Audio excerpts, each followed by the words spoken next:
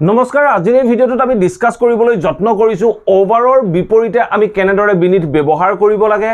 বা ওভাৰৰ কোনটো সিচুৱেচনৰ বিপৰীতে আমি বিনিথ ব্যৱহাৰ কৰা উচিত গতিকে ভিডিঅ'টো খুব ইন্টাৰেষ্টিং আৰু খুব ইম্পৰ্টেন্ট হয় আপোনালোকে স্কিপ নকৰাকৈ হেকলৈকে চাওক আৰু যদি ভিডিঅ'টো আপোনালোকৰ বাবে উপযোগী হয় আৰু যদি ভিডিঅ'টো ভাল পায় প্লিজ লাইক আৰু শেয়াৰ কৰি যাবলৈ নাপাহৰিব আপোনালোকে ভিডিঅ'বোৰ চাই লাইক কৰি না যায় প্লিজ লাইক কৰি যাব সো আহক এটা টপিকটো ডিসকাস কৰো প্ৰথমে চাও আমি ওভাৰ আৰু বিনিথ কেনেদৰে আমি এটা অন্যটোৰ অপোজিট হিচাপে ব্যৱহাৰ কৰিব পাৰো আমি যেতিয়া কোনো এটা বাক্যত ওভাৰ ইউজ কৰো এই ওভাৰটোৰ অৰ্থ ওলাব ওপৰত আমি যেতিয়া ওপৰত বুলি ক'বলৈ যাম তেনেকুৱা ক্ষেত্ৰত ওভাৰ ইউজ কৰিম আৰু যদি আমি সেই বস্তুটোৰ তলত যিটো বস্তু আছে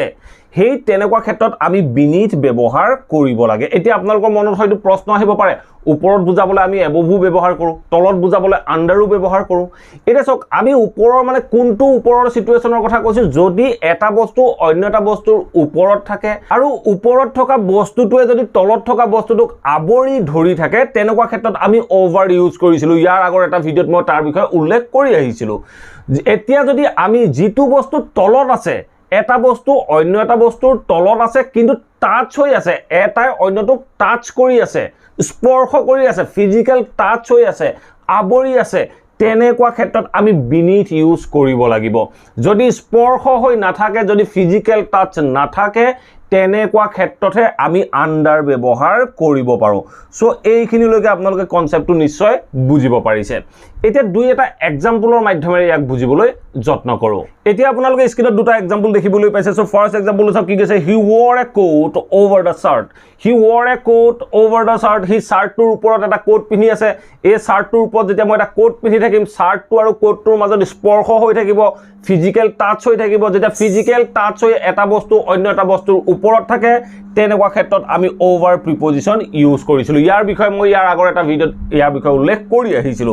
নেক্সট এক্সাম্পল চাওক নেক্সট এক্সাম্পলটো কি কৈছে she put a blanket over the sleeping child এই এক্সাম্পলটো মই ইয়াৰ আগৰ ভিডিঅ'টাত ইনক্লুড কৰিছিলো সো এই বাক্যতে কি কৈছে চাওক she put a blanket তাই এখন ব্ল্যাঙ্কেট দিছিল over the sleeping child হুই থকা কেছুৱাটোৰ ওপৰত এখন ব্ল্যাঙ্কেট দিছিল ব্ল্যাঙ্কেটখন আৰু হুই থকা কেছুৱাটোৰ মাজত ফিজিক্যাল টাচ হৈ আছিল ফিজিক্যাল টাচ হৈ কি হৈছিল ব্ল্যাঙ্কেটখনে কেছুৱাটোক আবৰি ধৰি আছিল তেনেকুৱা ক্ষেত্ৰত আমি ওভাৰ ইউজ কৰিলো দুইটা এনেকুৱা সিচুৱেচনত আমি সদায় ওভাৰ ইউজ কৰিব লাগে এটা চাওক এই বাক্যকেইটা যদি মই লুটিয়াবলৈ যাওঁ মই যদি কওঁ যে এই বাক্যটোত কি কৈছে হি wore a coat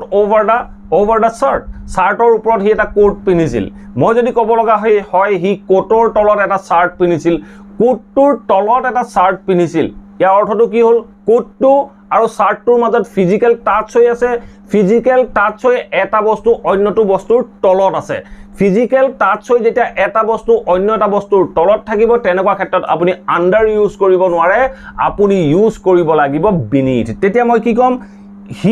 হি কোটটোৰ তলত এটা শাৰ্ট পিন্ধিছিল বুলি কওঁতে মই ক'ব লাগিব হি wore হি কি পিন্ধিছিল এটা শাৰ্ট এ শাৰ্ট হি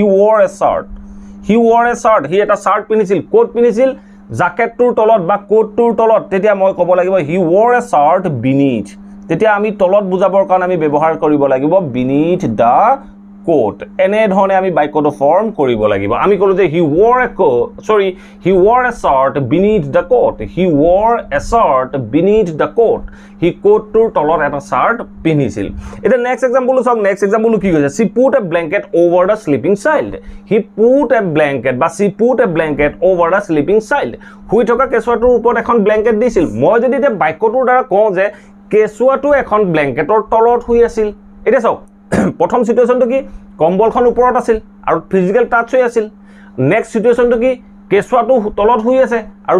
দুইটা সিচুৱেচনতে ফিজিক্যাল টাচ হৈ আছে এতিয়া আমি ফিজিক্যাল টাচ হৈ ওপৰত আছে বুলি ক'বলৈ যাওঁ তেনেকুৱা ক্ষেত্ৰত ওভাৰ ইউজ কৰো আৰু যেতিয়া ফিজিক্যাল টাচ হৈ তলত আছে বুলি ক'বলৈ যাওঁ তেনেকুৱা ক্ষেত্ৰত আমি বিনিথ ইউজ কৰো তেতিয়া মই কি ক'ম কেছুৱাটো কম্বলৰ তলত শুই আছিল তেতিয়া মই ক'ম দা বেবি বা দা চাইল্ড সৰি হুই আছিল পাষ্ট কন্টিনিউয়াস তেতিয়া মই ক'ব লাগিব was sleeping the child was sleeping কেছুৱাটো হুই আছিল কোট হুই আছিল the child was sleeping কোট হুই আছিল কম্বলৰ তলত ব্ল্যাঙ্কেটৰ তলত ব্ল্যাঙ্কেটখন আৰু কেছুৱাটো হুই থকাৰ লগে লগে দুইটা ফিজিক্যাল টাচ হৈ আছে তেতিয়া মই ক'ম beneath the তেতিয়া কি হ'ব ব্ল্যাঙ্কেট কম্বল আপোনালোকে যি ইউজ কৰে আপোনালোকে ক'ব পাৰে সো মই ক'লো যে the child was sleeping beneath the blanket the child was sleeping beneath the blanket কেঁচুৱাটো কম্বলৰ তলত শুই আছিল এনে ধৰণে আমি বাক্যখিনি ফৰ্ম কৰিব লাগে এনে ধৰণে আমি ওভাৰ আৰু বিনিথ ব্যৱহাৰ কৰিব লাগে এনেকুৱা সিচুৱেচনত আমি ওভাৰৰ বিপৰীতে বিনিথ ইউজ কৰিব লগা হয় এতিয়া দুই তিনটা এক্সাম্পল আছে এই এক্সাম্পল কেইটা চাওক আপোনালোকৰ বাবে সিচুৱেচনখিনি সহজ হৈ পৰিব এতিয়া আপোনালোকে স্ক্ৰিনত আৰু তিনটা এক্সাম্পল দেখিবলৈ পাইছে সো ফাৰ্স্ট এক্সাম্পল চাওক ফাৰ্স্ট এক্সাম্পল কি কৈছে where is my wallet মোৰ wallet to ক'ত মোৰ purse to ক'ত বুলি কৈছো where is my wallet মোৰ purse to ক'ত I kept it beneath the pillow মই এটো মোৰ গাৰুটোৰ তলত থৈছিলো মই মোৰ পাৰ্সটো গাৰুটোৰ তলত থৈছিলো ক'ত আছে এনে ধৰণে ক'বলৈ যাতে মই বাক্যটো ক'লো where is my wallet মোৰ walletটো ক'ত I kept it beneath the pillow মই গাৰুটোৰ তলত মোৰ walletটো থৈছিলো এটা সব গাৰুটোৰ তলত যেতিয়া walletটো থব walletটোৰ ওপৰত যেতিয়া গাৰুটো থৈ দিব walletটো আৰু গাৰুটোৰ মাজত এটা ফিজিক্যাল টাচ হৈ থাকিব এটা বস্তু অন্যটা বস্তুৰ তলত থাকিব যেতিয়া ফিজিক্যাল টাচ হৈ এটা বস্তুৰ অন্যটো বস্তুৰ তলত থাকিব তেতিয়া আমি beneath ইউজ কৰিছো গতিকে আমি কৈছো I kept it beneath the pillow I kept it beneath the pillow মই গাৰুটোৰ তলত থৈছিলো নেক্সট কোৱেশ্চন নেক্সট সেন্টেন্স চাওক নেক্সট সেন্টেন্স কি কৈছে she spread a bed sheet sorry she spread a bed sheet তাই এখন বেড sheet মেলি দিছিল she spread a bed sheet তাই এখন বেড sheet মেলি দিছিল ক'ত মেলি দিছিল beneath the glass তাই গ্লাছখনৰ তলত এখন বেড sheet মেলি দিছিল চাওক গ্লাছখনৰ তলত বেড sheet খনৰ ওপৰত যেতিয়া গ্লাছখন পাৰি দিব গ্লাছখন আৰু বেড sheet খনৰ মাজত এটা ফিজিক্যাল টাচ হৈ থাকিব তেতিয়া আমি beneath ব্যৱহাৰ কৰিব লাগিব গতিকে আমি বাক্যটো beneath ইউজ কৰিছো আমি কৈছো যে she spread a bed sheet beneath the glass এনে ধৰণে আমি সেন্টেন্সখিনি ক'ব লাগে নেক্সট বাক্যটো চাওক নেক্সট বাক্যটো কি কৈছে the letter was hidden the letter was hidden চিঠিখন লুকুৱাইছিল The letter was hidden beneath a pile of books. এই বাক্যটো সব কি কৈছে the letter was hidden চিঠিখন লুকুৱা হৈছিল এটো প্যাসিভ ভয়েসৰ বাক্য কোনে লুকুৱাইছিল তাৰ বিষয়ে আমাক উল্লেখ কৰা নাই আমি বাক্যটো কৈছে the letter was hidden beneath a pile of books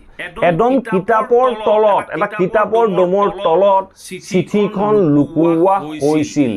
এটা সব কিতাপখিনিৰ তলত ভৰাই দিছো চিঠিখন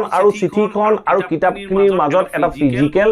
টাচ হৈ আছে তেনেকুৱা ক্ষেত্ৰত আমি beneath ব্যৱহাৰ কৰিলো আশা কৰো এই ভিডিওটোৰ পৰা আপোনালোকে নিশ্চয় বুজিব পাৰিলে ওভাৰ আৰু beneath আমি এটাৰ বিপৰীতে অন্যটো কেনেদৰে ব্যৱহাৰ কৰিব পাৰো যদি ভিডিওটো ভাল পালে প্লিজ ভিডিওটো লাইক কৰক আৰু সকলো ব্যক্তিৰ মাজত এই ভিডিওটো শ্বেয়াৰ কৰি দিয়ক যাতে আপোনাৰ লগতে অন্য লাৰ্নাৰ সকলো ইংৰাজীৰ এই কনসেপ্টবোৰ ঘৰতে থাকি সহজে শিকিব পাৰে thank you for watching this video have a nice day